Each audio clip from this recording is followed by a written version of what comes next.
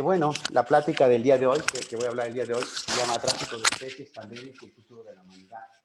Este es uno de mis libros, se llama The Annihilation of Nature, que es un libro que publicamos en el 2000. Perdón, ¿puedes acomodar tu micrófono? Se escucha muy bajito.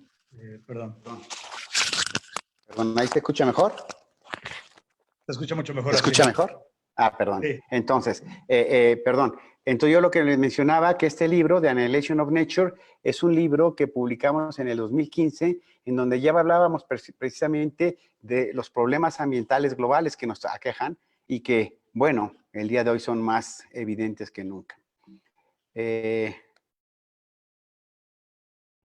Mi enorme agradecimiento a Roberto, a mi amigo Roberto, que hace tanto tiempo y tantas veces me ha hecho favor de invitarme a pasar con ustedes, a todos ustedes y a los observatorios de Quintana Roo por su invitación a esta serie de conferencias. Pero no solamente por eso, déjenme decirle que cada vez que voy a una de las pláticas me quedo asombrado por la enorme labor que están haciendo todos ustedes.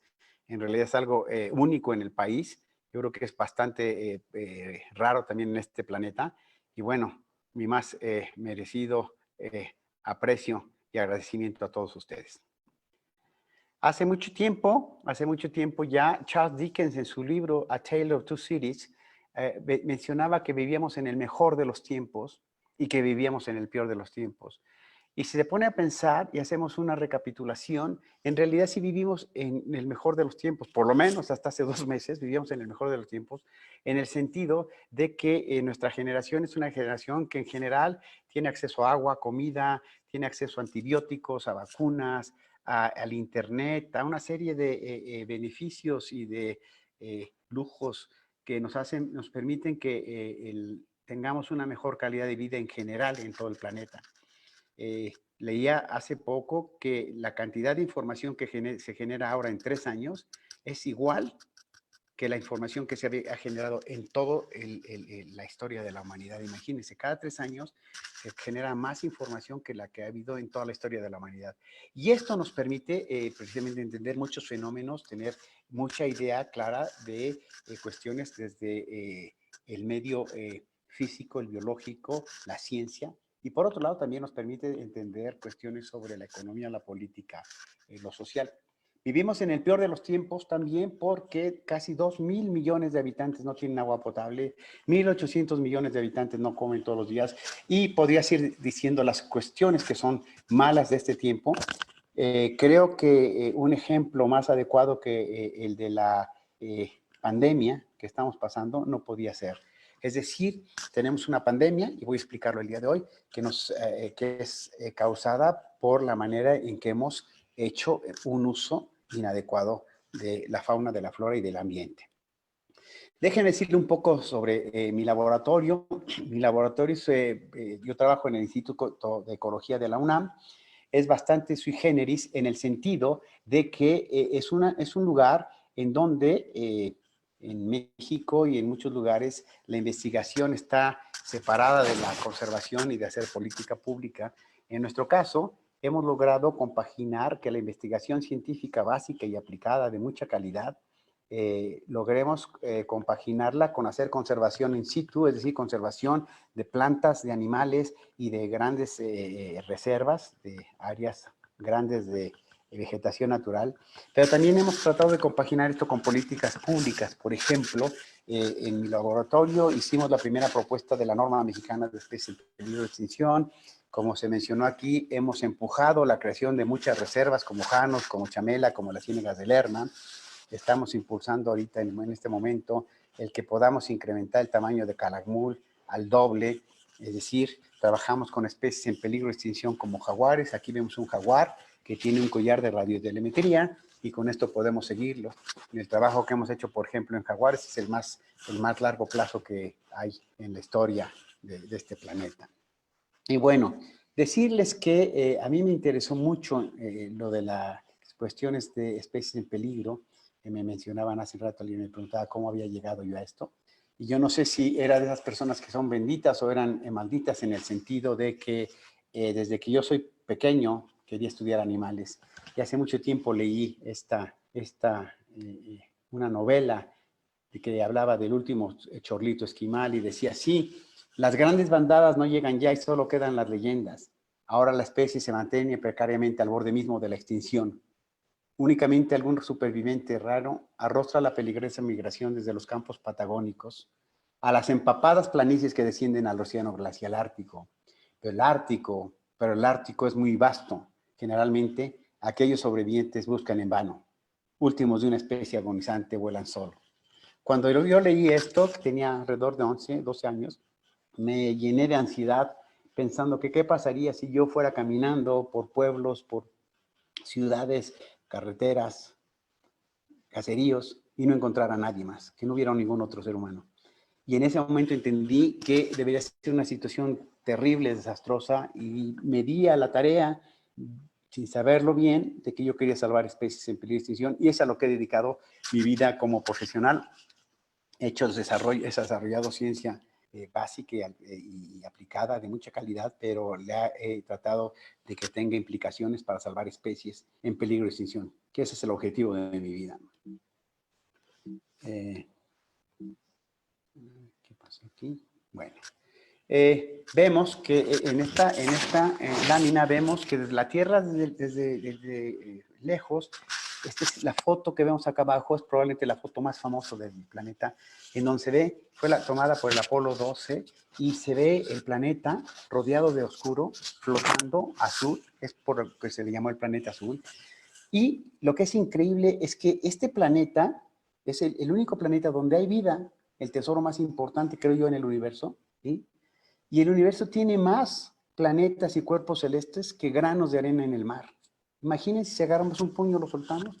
Esto tiene más cuerpos celestes y en toda esa inmensidad solamente la Tierra tiene vida. Ese es nuestra gran valor. Y por increíble que parezca, conocemos menos del 2% de las plantas y animales de la vida silvestre que hay en el planeta. Menos del 2% de las especies que existen en el planeta las conocemos. Las estimaciones más actuales, imagínense, indican que hay 24,000 millones de plantas y animales silvestres y microorganismos silvestres. 24,000 millones. Hemos descrito alrededor de 2 millones de ellas, es decir, nada. Todas estas que vemos aquí son especies nuevas para la ciencia, como este pequeño animalito que parece el hijo del alien. Este pez que vive en una cueva en Tailandia, es ciego, no tiene pigmento porque vive en la cueva, pero tiene la capacidad de salirse de la cueva y subirse por las paredes de la cueva, como si fuera un ancestro de uno de los anfibios primeros. O este pez que vive en las profundidades del océano y tiene translúcido el cráneo, con lo que produce una luz para atraer a las presas que las que come, pero pueden ver ustedes que pueden ver el cerebro y la parte de adentro de su cabeza. En un estudio que publicamos hace algunos años encontramos que el 10% de todos los mamíferos, y no solamente mamíferos pequeños, incluyendo ballenas, etcétera, han sido descritos en los últimos 10 años. Es decir, imagínense ballenas, monos, venados, ¿sí? Perezosos, nuevos para la ciencia a estas alturas del partido. Esto me lo encontré recientemente en el internet. Todos estos animales, que fueron más de 200, se encontraron en una sola expedición a las profundidades del océano hace unas semanas. Yo vi esto y me quedé maravillado. Es que, ¿cómo es posible que podamos tener tanta cantidad de especies que no están conocidas para la ciencia? Y bueno, esta enorme vastedad de plantas y de animales tienen muchas cuestiones importantes para nosotros. Una de ellas es que nos han acompañado en el desarrollo, nuestro desarrollo evolutivo desde que los primeros ancestros de nosotros hace 3 millones de años se originaron. Siempre han estado ahí, acompañándonos. En segundo lugar, son fundamentales para tener muchas cuestiones, la estructura y función de los ecosistemas que son fundamentales para nosotros. Y la tercera es que sin ellos la vida sería mucho más triste. Sin estas manifestaciones de vida, por lo menos para mí, yo estaría en un mundo más desolado, más triste, más vacío. Desgraciadamente, la vida está en peligro, ¿sí? Estamos viendo que esta fotografía es una fotografía real, es una fotografía de un elefante blanco en el norte de África, en donde, ¿sí? En donde tiene que estar resguardado por varios guardias para protegerlo. Si se fijan, no tiene colmillo, y no tiene el cuerno, perdón, ya se lo cortaron para que no sea atractivo para los delincuentes que trafiquen con las especies. Estamos enfrentándonos a una gravísima crisis de extinción de poblaciones y de especies.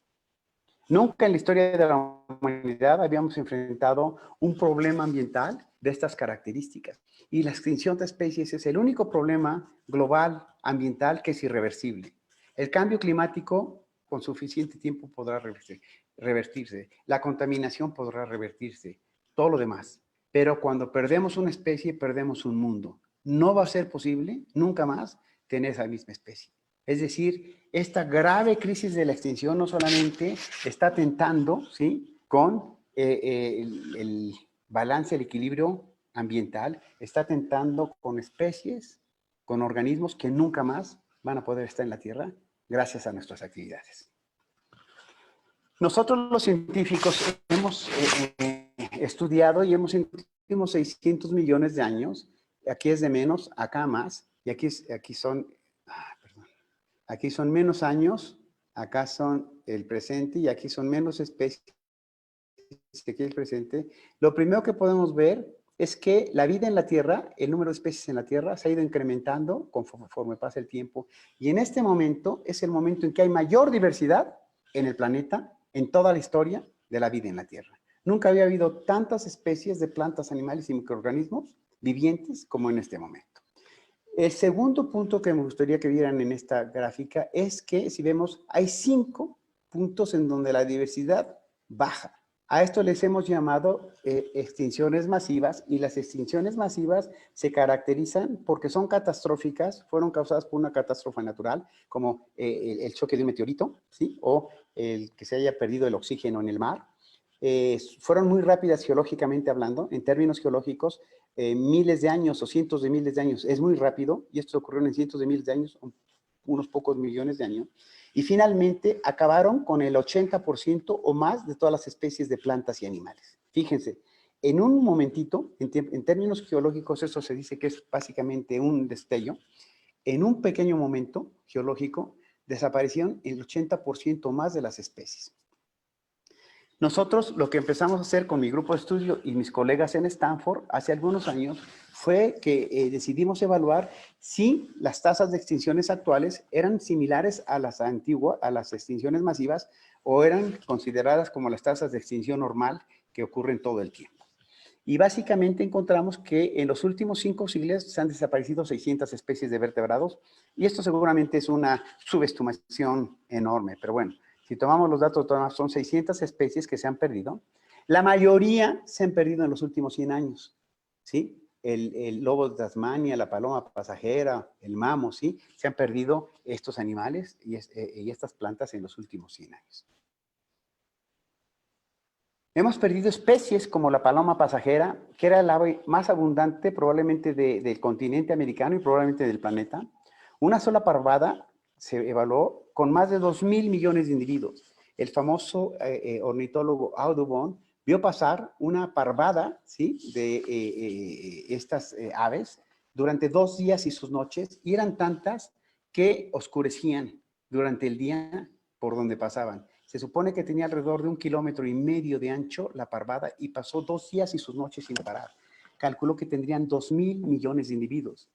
40 años después de que vio esto, la especie estaba prácticamente extinta. O sea, hemos entrado entonces en la 6ª extinción masiva, y aquí tenemos las extinciones masivas anteriores. No necesitamos saber más que el nombre. La del Ordovícico, que ocurrió hace 444 millones de años, la del Devónico, que ocurrió hace 259, la del Pérmico hace 252 millones, la del Triásico, ¿sí?, que ocurrió hace 200 millones, la del Terciario, que es la más conocida, porque es la que extinguió a los dinosaurios. Y bueno, aquí vemos que se extinguieron el 80, el 90, el 70 y el 80% de todos los animales. Ahora, nuestros estudios nos han demostrado que hemos entrado a la 6ª extinción masiva. Y para hacer esto, ¿sí?, lo que encontramos nosotros, fíjense, fue que en realidad hicimos un análisis de todos los vertebrados, mamíferos, aves, reptiles, anfibios, que se han perdido en los últimos 5 siglos, pero sobre todo a partir de 1800. Y aquí tenemos lo que sería la curva acumulada de especies evaluadas. Aquí va de 0 y conforme va pasando el tiempo se van acumulando las extinciones. Y acá tenemos, acá tenemos los siglos, ¿sí? Y lo que encontramos es que de 1500 al año 2014, que era esta gráfica, si viéramos los puntos estos, la rayita punteada, esas eran las extinciones normales, lo que esperaríamos en tiempos normales. Cualquier línea abajo de ella quería decir que no estamos perdiendo más especies que las que se perdieron en los últimos 65 millones de años. Pero sin embargo, si se fijan, esto es terrible, porque empezamos desde hace 500 años y ahora estamos perdiendo muchísimas especies, muchísimas más especies de las que deberíamos haber perdido. Y si se fijan aquí en la gráfica de este lado, en la gráfica de este lado, lo que encontramos es que la relación entre las especies extintas y el tamaño de la población humana es casi perfecta, 0.99. Es decir, las especies se han extinguido básicamente conforme se ha incrementado el tamaño de la población humana, por un lado, y las actividades de nuestras actividades y los efectos que tienen esto en la fauna y la flora, en los ecosistemas, en el mundo natural. La contaminación, la polución, la contaminación, la toxificación, la invasión de especies, la cacería, la destrucción de los hábitats, el cambio climático, todo esto nos ha llevado a una situación como esta. Y fíjense, las conclusiones a lo que llegamos es que las especies que perdimos en 100 años, fíjense qué grave es esta conclusión, es una conclusión que además está basada en los datos más conservadores. Si hubiéramos usado los menos conservadores, sería todavía más difícil esto. Hemos perdido, las especies perdidas en 100 años, deberían haberse perdido en 10.000 años en tiempos normales. Perdimos en 100 años lo que se debería haber perdido en 10.000 años. Perdimos cada año el número de especies que se debería haber perdido cada 100 años. Es decir, la tasa de extinción actual es una tasa de extinción 100 veces más rápida que la tasa de extinción que ocurrió en los últimos 65 millones de años. Imagínense el tamaño del problema. Hemos perdido el 70% de todos los animales silvestres desde 1980. El 70% de todos los animales silvestres, individuos, no especies, individuos, los hemos perdido desde 1980 y hemos llegado a situaciones como la de este rinoceronte blanco en el norte de África. Tenemos cuestiones que realmente me parecen a mí fundamentalmente incorrectas desde cualquier punto de vista que uno los vea, filosófico, desde el punto de filosófico, ético, económico, etc. Se mata ilegalmente un elefante cada 15 minutos. Cada 15 minutos, cada 17 minutos se mata un elefante de manera ilegal en África para el marfil. Es posible que no haya elefantes silvestres en África en el año 2030. Se pierde alrededor del 8% de la población anual. Y se pierde gracias a este tráfico, ¿sí?, por marfil, que no tiene ninguna razón de ser y que va a los mercados de Asia, principalmente al mercado de China. Esta tragedia, esta masacre, esta aniquilación de la naturaleza debe parar. A esto le hemos llamado la aniquilación biológica. Nosotros en nuestro trabajo, hace 3 años, publicamos un artículo en donde compilamos precisamente el impacto que hemos tenido en la naturaleza, en la fauna silvestre especialmente, y la magnitud es tal que es como un holocausto y decidimos llamarle la aniquilación biológica, porque es básicamente una aniquilación y en muchos casos es una aniquilación sistemática y que está hecha con conocimiento de causa. Es decir, no es una aniquilación, no es la desaparición de especies que se hayan, pues que sean producto de nuestras actividades y que no estemos conscientes de ellas. En muchos casos es cierto eso, pero en muchos otros casos estamos perdiendo a las especies de una manera deliberada. La gente que se dedica a matar a los rinocerontes, a matar a los tigres, a matar a los elefantes, lo hace, son mafias bien organizadas, ¿sí?, que lo hacen con el propósito de poder vender esos productos, y entre más raro es el animal, más caro es el producto. La extinción Entonces hemos hablado de la extinción de especies, es decir, hemos perdido muchas especies a lo largo de estos años. Pero cuando estábamos haciendo estos estudios, nos dimos cuenta que la extinción de especies es el producto final de la extinción de poblaciones y que la extinción de poblaciones es más severa que la extinción de especies porque por definición hay más, una especie tiene más población, más de una población. Las poblaciones son importantes de mantener porque si perdemos a los jaguares en México, no importa que haya jaguares en Brasil o en Perú, el perderse los jaguares en México se está perdiendo la estructura y función que daban estos animales a la naturaleza, a los ecosistemas en nuestro país, en este lugar, y por lo tanto se están perdiendo todos esos beneficios que teníamos de que hubiera jaguares en México. Publicamos este artículo que se llamó La aniquilación biológica, que señala la sexta extinción masiva, con la pérdida de especies y de poblaciones de vertebrados. Y lo más interesante fue que este artículo y un artículo que publicamos en el 2015, a mí me sorprendió muchísimo. Fueron artículos que llegaron a más de 100 millones de personas en las primeras 2 semanas que se publicaron. Son artículos científicos diseñados para que los lean los científicos, pero llegaron a una cantidad de personas gigantescas. Salieron en la primera plana de Le Monde, de New York Times, de muchos periódicos, de muchas revistas, de muchos blogs, twitters. Y eso es lo que me indicó, por un lado, que este problema de la extinción de especies ya le interesa a un gran porcentaje de la población. Pero que también, que si podemos nosotros publicitar esta información, va a haber un eco ya, es un eco, que posiblemente pueda ayudarnos a poder empezar a parar y revertir este problema de, básicamente, de proporciones dantescas, ¿no? Aquí son algunos ejemplos de las especies que, bueno, de cómo se ha perdido, no puedo mover mi cursor, no sé por qué, pero no lo muevo porque voy a perder bueno, lo que podemos ver a la izquierda, cómo han decrecido las poblaciones desde 1970 al 2010 de muchos grupos, y en la derecha, o sea, lo que es básicamente lo que yo llamo esta aniquilación biológica. Vean, por ejemplo, los orangutanes que están en azul.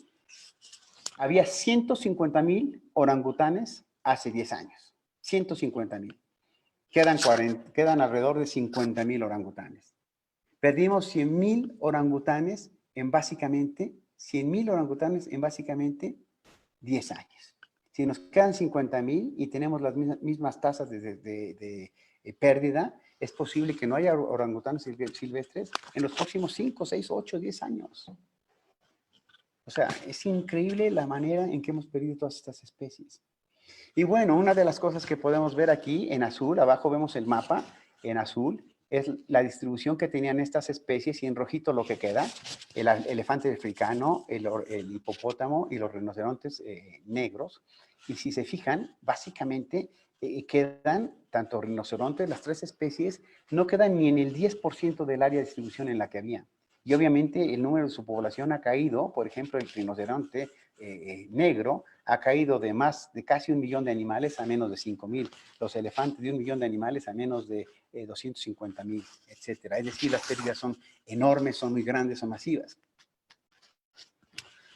Y bueno, ¿cuáles pueden ser las causas de esto? Estamos perdiendo muchas especies, estamos perdiendo poblaciones, estamos quedándonos con un planeta cada vez más vacío, cada vez más árido, cada vez más triste. ¿Cuáles son las causas? Bueno, las causas de estas extinciones, primero es el tamaño de la población humana. Somos demasiados. Cada día hay 300,000 personas más en este planeta. Cada año alrededor de 100 millones, y cada 10 años alrededor de 900 millones o 1,000 millones de personas. Esto es insostenible. O sea, cualquier científico que estudie estas cosas por poblaciones, sabemos que si estamos creciendo exponencialmente, va a llegar un momento en que se aplane la curva o se colapse. Y esto tiene que ver con los recursos no son infinitos. Desgraciadamente, las teorías económicas que prevalecen en el planeta en este momento, ¿sí? Todas toman el crecimiento económico como la cuestión fundamental para que haya una buena economía en el planeta, sin tomar en cuenta que los recursos son finitos. Es decir, la economía no puede crecer infinitamente si los recursos son finitos y esa es la premisa fundamental del crecimiento económico, que puede ser global, sin parar, sin entender este planteamiento fundamental. Hemos visto que hemos perdido más del 60% de todos los ambientes naturales en los últimos 2 siglos. Quedan todo lo que se ven en el lado de la izquierda, es como se ven los cultivos donde queda un remanente de selva allí arrinconado, ¿sí? Entre los cultivos de ambos lados. Y del lado derecho lo que podemos ver es un mapa donde vemos en café las áreas donde están ya básicamente convertidas la mayor parte del área en cultivos. Y lo que podemos ver es que las áreas que no están cultivadas tienen 3 características: o son muy secas y no puede haber cultivos como es el Sahara, ¿sí? O son muy frías como los polos, ¿sí? O finalmente son zonas tropicales de muy baja productividad que ahora estamos destruyendo: el Amazonas, el Congo, Borneo, el sureste de Asia. Es decir, hemos acabado con las zonas donde se puede cultivar y esto está imponiendo, obviamente, un límite en el crecimiento de la población, en el crecimiento de la productividad agrícola y, obviamente, esto nos está llevando a situaciones en las que en el futuro pudiera haber hambrunas gravísimas, no por falta de, no por tener problemas en la distribución del alimento, como fue hasta hace pocos años. Había alimento en algunos lugares y faltaba en otros, pero era una cuestión de distribución. Estamos llegando a un punto en donde ya ha habido años en donde ya no existe la suficiente producción de alimentos en el planeta. Es decir, aunque tuviéramos los mecanismos para distribuir ese alimento, no se puede distribuir porque no es suficiente para todos los habitantes de este planeta. Tenemos esta cuestión terrible como es la sobreexplotación y el tráfico ilegal de especies. Estamos sobreexplotando los ambientes, por ejemplo, marinos, ¿sí? Sacamos más peces de los que hay, a pesar de que hay cuotas en México, en todo el planeta, sobre lo que pueden sacar las pesquerías. Todas las pesquerías abusan de ellos, ¿sí? Y por otro lado, el tráfico ilegal, en este caso son los pangolines. Si ven aquí a la izquierda, el pangolín es un animal, un mamífero que tiene el cuerpo cubierto como si fueran de escamas, una cuestión extraordinariamente, es un animal muy extraño, muy bonito, muy conspicuo. Y desgraciadamente, por alguna razón absurda, estúpida, tiene un mercado muy grande en China y en Vietnam, en donde se compran las escamas y se venden las escamas por un lado y también los animales para comerlos. Para que se den una idea, vean el tamaño del pangolín. En la foto que vemos es un decomiso de 3,000 pangolines, 3,000 pangolines decomisados en Indonesia.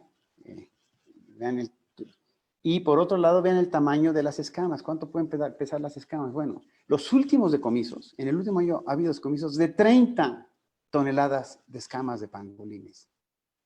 ¿Cuántos pangolines tendrían que haber matado para que tengan 30 toneladas? Estamos hablando de cientos de miles de pangolines. No va a haber pangolines al final de esta década si seguimos permitiendo que esto ocurra. Y es algo de lo que les quiero decir hoy, que no debíamos permitirlo, porque la epidemia que estamos sufriendo tiene que ver básicamente con esto, como lo voy a explicar en un momento.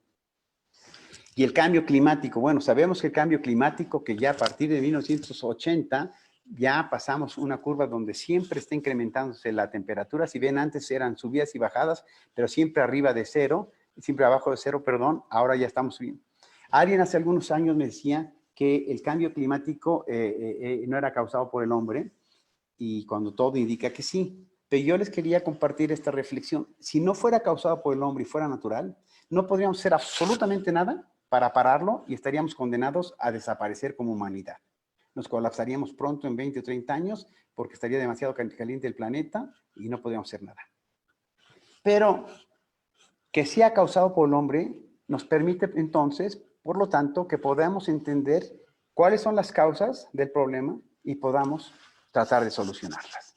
Es decir, el que sea causado por el hombre nos permite y nos ayuda a que podamos diseñar los mecanismos, las estrategias. En este caso, es, evidentemente, dejar de usar combustibles fósiles de la manera que los usamos y muchas otras cosas. Bueno, ahora voy a relacionar lo que he hablado hasta ahorita con la pandemia del COVID-19, ¿sí?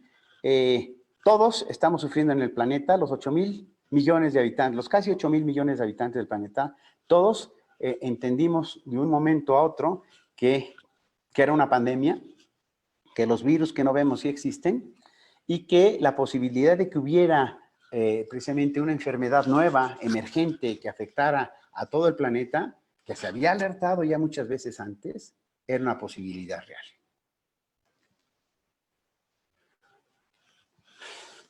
Hemos visto en la prensa, en las redes sociales sobre todo, una gran cantidad de información falsa sobre el problema. Entre ellos, lo que yo llamo la teoría de conspiración. Ha habido muchas publicaciones, ¿sí?, que indican, ¿sí?, que tratan de dar, inclusive dando datos científicos de que el virus fue creado o manipulado en algún laboratorio de China, ¿sí? Y las explicaciones sobre estas pseudoteorías son de lo más variadas. Algunas tienen cierta lógica, ¿no? Que se les escapó de un laboratorio, que puede haber sido posible, aunque no hay evidencias sobre eso, pero la mayoría son absurdas, como que China lo creó para destruir a los viejitos que no aportan a la sociedad, o para destruir Estados Unidos, o para hacer, básicamente, que fue creado como una arma biológica, ¿sí? Y un arma biológica, el objetivo es acabar con toda la población o inutilizar a la población de un país por los efectos que causa el arma de destrucción masiva. Sin embargo, el problema con esto es que un patógeno puede ser un arma enormemente destructiva, formidable, o sea, puede causar muchísimas muertes, pero el problema y la gran... la falta de lógica que tienen las teorías de la conspiración es que cuando uno tiene un arma de destrucción masiva, lo primero que tiene que tener uno es básicamente la capacidad de controlarla. Es decir, si yo voy a envenenar a mi enemigo, yo tengo que saber tener la capacidad de darle la copa envenenada a él y no tomármela yo, ¿sí? En este caso, bueno, básicamente ese es el problema fundamental de las armas biológicas, es que es muy difícil poder controlarlas y por lo tanto podría uno acabar destruyéndose a uno mismo. Es decir, esta falta de efectividad para controlar la enfermedad es la falla más importante en la lógica en la que se basan todas estas teorías de la conspiración. Y por otro lado, todas esas teorías olvidan una cosa, lo que indica la ciencia. Ahora los pangolines son una de las especies amenazadas por el tráfico y lo pongo aquí por una razón, porque desde el principio que surgió la pandemia se hablaba de que era posible, dado el material genético de este virus, era muy parecido a un virus de un murciélago y tenía cierto parecido a un virus de un pangolín. Acaba de salir hace 4 o 5 días un estudio que indica que básicamente el virus, este coronavirus, es idéntico en algunas de las secuencias, 100% idéntico a los pangolines. Es decir, parece que fue un virus de un murciélago que brincó a un pangolín y del pangolín brincó a los humanos. Pero lo más interesante es que ese pangolín, ¿sí?, no existe en China, es un pangolín que habita en Malasia y por lo tanto es un pangolín que fue traficado ilegalmente, porque no hay tráfico legal, fue traficado ilegalmente a China. Para que entendamos la magnitud de este problema tan gigantesco que es el tráfico de especie y que por un lado está vinculado a la extinción de las poblaciones y las especies y por otro lado está vinculado a las enfermedades emergentes como esta terrible pandemia que estamos sufriendo, ¿sí?, tiene que ver con esto. Fija, es decir, este tráfico es gigantesco. Estos datos son de China, de un periódico en China, es decir, son datos aceptados por el propio gobierno de China que sabemos que muchas veces no tiene interés de publicitar correctamente la información. El consumo de especies silvestres es impensable por su magnitud. Solamente en este país se usan más de 100 millones de individuos de animales silvestres cada año. 100 millones, la población de México, que generan 74,000 millones de dólares de ganancias. 74,000 millones de dólares de ganancia es más dinero del que genera toda la industria de carne de Estados Unidos. O sea, es gigantesco. Y se emplean a más de 14 millones de personas que están involucradas de alguna u otra manera con el tráfico de ¿sí? Y bueno, a lo que hemos llegado es que básicamente este tráfico lo que ha hecho no solamente está extinguiendo a las especies por la magnitud que tiene, sino por la manera en que ocurre, y aquí estamos viendo, se llaman mercados húmedos, porque si se fijan, el piso está lleno de sangre y se tienen a los animales colgados, recién destazados. Muchas veces la sangre está, hay canales centrales donde escurre la sangre, y tienen animales domésticos, tienen perros, tienen puercos, tienen gallinas, tienen patos, y junto a ellos tienen además, como en estas jaulas, si pudieran ver aquí, ahí hay mapaches, ahí hay mangostas, ahí hay civetas, ahí hay perros, ahí hay... Es decir, apilamos a los animales, y entonces el animal que orina o defeca arriba le cae al de abajo, ¿sí? Con todos los virus y con todas las bacterias que esto tiene. Recordemos que los virus y las bacterias son una parte importantísima de la naturaleza, y por lo tanto, el que existan estas condiciones, lo que estamos haciendo es que creando las condiciones perfectas para que los virus de animales domésticos y de humanos pasen a la fauna silvestre o al revés. Y déjenme decirle que este tráfico de especies no solamente ha afectado a los humanos, obviamente, sino que también, ¿sí? Ya pasamos pandemias en que, por ejemplo, hubo una enfermedad, ¿sí? Una enfermedad de hongos, provocada por unos hongos, que brincó de Asia a Europa y de Europa a América, y ha acabado con más de 200 especies de ranas y sapos. El tráfico de mascotas lo llevó de Asia a Europa y de Europa a América. Es decir, esta pandemia que hemos ocurrido, ya ha ocurrido también, ha ocurrido pandemias relacionadas con el mismo tráfico de especies, animales silvestres, ¿sí? Esta es la relación genética del virus, aquí está, del virus del COVID y del virus del pangolín y de un murciélago, y muestra claramente que el virus actual, el nuevo, tiene mucha relación con un murciélago y con un pangolín, y que obviamente fue el origen de esto. O sea, no hay manera en que esto no haya sido causado por el tráfico de especies, por un lado, y tampoco hay manera en que este virus haya sido manipulado o creado en el laboratorio. Bueno, ya para acabar un poco, ¿por qué debe importarnos? O sea, ¿por qué debe importarnos que se acaben estas especies? Sí, yo entendería, alguna vez tuve una plática con un presidente en México y que me decía, a ver, doctor, está bien, yo tengo que decenas, miles, millones de personas que están en la pobreza. ¿Por qué debía yo cuidar a la naturaleza? Mi respuesta fue, porque si usted cuida la naturaleza, esas personas, la probabilidad de que esas personas no queden en la miseria extrema va a ser mucho mayor que si usted destruye la naturaleza. Si usted destruye la naturaleza, lo que va a pasar es que esas personas sigan siendo pobres y haya muchos más pobres. Debemos entender entonces que hay muchísimas razones para cuidar a la naturaleza, muchísimas. Hay razones éticas, filosóficas, morales, espirituales, religiosas, etc. Con el virus, esta pandemia que estamos ocurriendo, básicamente nos estamos dando que una de las razones más importantes son los beneficios que obtenemos del buen funcionamiento de la naturaleza, ¿sí? Y es que le llamamos servicios ambientales, los científicos, y que tienen que ver cosas como la combinación correcta de los gases de la atmósfera para que haya vida en la Tierra.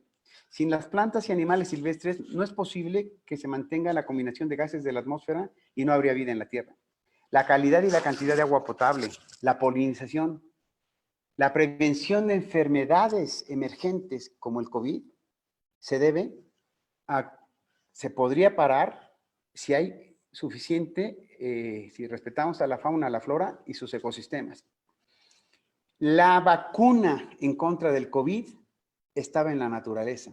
Es decir, si hubiéramos mantenido las selvas, los bosques, si mantenemos las selvas, los bosques, los corales, si mantenemos a la fauna y la flora en su lugar, si no la apiñamos, si no la explotamos, si no nos las comemos, ¿sí? Si no destruimos su ambiente y nos vamos cada vez más metiendo más al Amazonas, al Congo, a todas estas zonas, poniéndonos en contacto con nosotros o nuestros animales domésticos, con esta fauna, esa era la mejor vacuna en contra del coronavirus. Y es posible que esta pandemia que está pasando pueda volver a ocurrir pronto. Yo creo que si logramos brincar esta parte, sería muy absurdo y muy soberbio pensar que podamos pasar otras pandemias. Lo que debemos hacer es entender cuáles son los problemas que las está causando y resolverlos. Los servicios ambientales, aquí se muestra, bueno, son estos grandes beneficios y aquí tenemos, algunos se les llama provisión de bienes. Prácticamente todos los alimentos provienen de las plantas y animales silvestres, el agua dulce, maderas, fibras. Yo les pediría que hicieran en su cabeza una lista de todo lo que obtenemos de la naturaleza, la miel, la fibra, las esencias, etcétera, etcétera. Pasaríamos muchas horas pudiendo escribir todos los productos que tenemos de la naturaleza. 75% de los productos activos, de los ingredientes activos en este momento de las medicinas más importantes que tomamos, vienen de las plantas y animales silvestres. La regulación de los servicios, se regula el clima, las inundaciones, las enfermedades, la purificación del agua. Y los servicios culturales, cada vez que perdemos un bosque, una selva, cada vez que un parque le tiramos los árboles, estamos empobreciendo el ambiente en el que vivimos. La polinización, sabemos mucho de las abejas ahora, que al perder las abejas pues estamos perdiendo cultivos y estamos perdiendo muchas plantas silvestres que son importantes, como los agaves que nos dan el tequila y el mezcal, ¿sí? Y también perdemos servicios ambientales como estos, los manglares. Los manglares son zonas de cría y hábitat de peces. El 95% de las pesquerías importantes de México se reproducen en los manglares. Dan madera, fijan carbono, evitan la erosión, protegen contra mareas y huracanes, ¿sí? Pero ¿qué pasa? ¿Qué hacemos con esto? Pues lo destruimos y hacemos desarrollos, hacemos cultivos, hacemos granjas acuícolas. Y después nos sorprendemos de que llegue un huracán y destruya gran parte de Playa del Carmen o de Cancún o de Tulum, cuando lo primero que hicimos fue destruir las dunas y los manglares y las selvas que protegían, que nos protegían. ¿Qué podemos hacer o qué debemos hacer? Bueno, yo creo que es fundamental que entendamos que debemos ser actores y debemos dejar de ser espectadores. Durante muchos años, en México y en el planeta, hemos sido actores, hemos dejado que otras personas, que otros grupos, que otros políticos, que otros empresarios, que otras corporaciones, que otros tomen las decisiones de lo que es bueno para nosotros, de cómo explotar la naturaleza, de qué podemos dejar conservado y qué podemos destruir. Me parece que esta pandemia nos está demostrando que si no nos volvemos actores de los cambios que se requieren y nos quedamos siendo espectadores, nunca podremos lograr revertir estos grandes daños que hemos hecho. Es decir, tenemos que volvernos actores y además siendo actores es mucho más interesante la vida. Si nosotros trabajamos, si nosotros tratamos de salvar especies, si nosotros tratamos de evitar que golpeen a los niños o a las mujeres, si nosotros tratamos de que el desarrollo sea menos, haya menos pobres en un planeta, hace que la vida sea mucho más interesante. Tenemos que aplicar el conocimiento científico. Hemos estado en los últimos años, ha habido un ataque en México y en todo el planeta hacia la ciencia. Se han recortado presupuestos, se ataca a los científicos, se dice que los científicos hacen ciencia neoliberal o ciencia tal o tal. Son las cosas más absurdas. En este momento, la única solución posible y una solución que ya aparenta que pronto puede ser una solución a la pandemia es la ciencia. La ciencia, con todos sus problemas e imperfecciones que tiene, es básicamente, ¿sí?, una manera objetiva de poder tomar decisiones. O sea, nosotros tenemos que aplicar, en el sentido específicamente de lo que estamos hablando, para los problemas de conservación y desarrollo, tenemos que basarnos en la información científica más adecuada. ¿Cómo sabemos si el virus fue creado o no creado en laboratorio? Con la ciencia.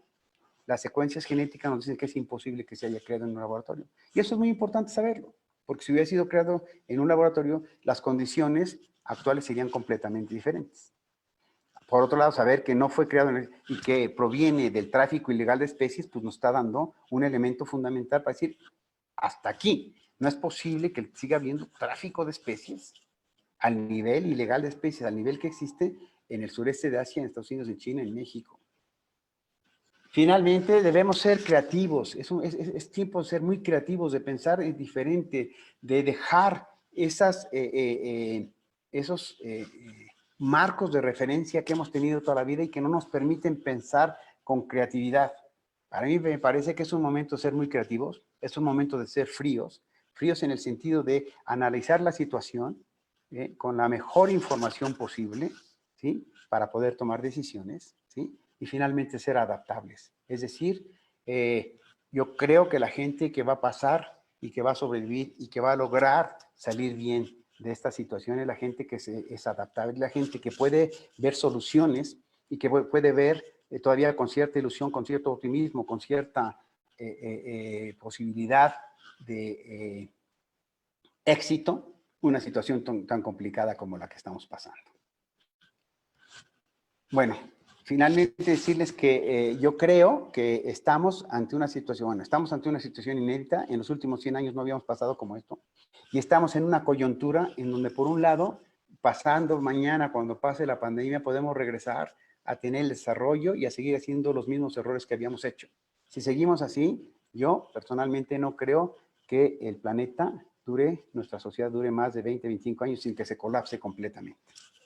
Pero por otro lado, tenemos la oportunidad única, ¿sí? Muy difícil, ha sido muy difícil para todos nosotros pasar esto, pero también es una oportunidad única para poder reformar el desarrollo de este país y de este planeta y dirigirlo a un desarrollo que sea socialmente más justo, ambientalmente más justo y que tome en cuenta que el crecimiento de población, el consumo desmedido y las tecnologías ineficientes son las que nos han llevado a una situación tan complicada como la que tenemos. Muchas gracias.